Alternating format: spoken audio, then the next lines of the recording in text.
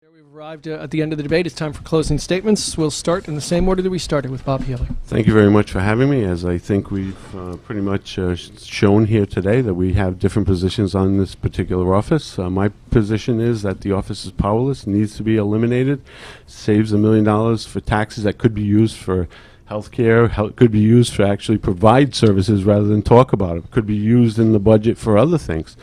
So the issue, I think, is really whether or not you want to spend money on an office of talk that has no power to act, or whether you want to spend $1 million to provide services, or whether you want to even buying, the basic services. We have shutoffs. 30,000. I was at the Wiley Center. We had 30,000 shutoffs pending because people don't have funds. We have hunger amongst our children, according to the kids count. People are living on the edge, and I think that just put $1 million into an office that just talks about stuff is really an inappropriate use of tax dollars. Thank you, Mr. Venerini. Well, thank you for having me here today, and thank you folks for joining me in this debate. Our political system stinks. This is your chance to do something different. Instead of voting for a ghost or a gimmick, vote for the guy who's dedicated his adult life to helping people, promoting Rhode Island without compensation. Vote for the guy who spent 19 years producing and hosting TV shows featuring Rhode Islanders. Vote for the guy who has collected over 100,000 toys for kids and Toys for Tot. Vote for the guy who will continue to visit our deployed troops.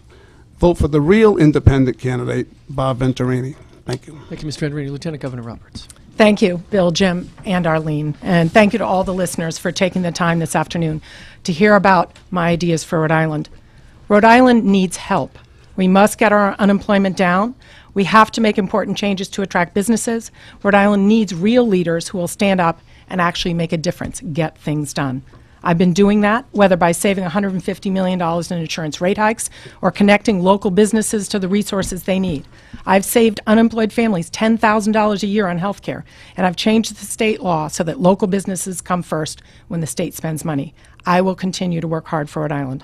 My opponent will not. My opponent's idea of helping Rhode Island through this crisis is to do nothing. The choice is clear.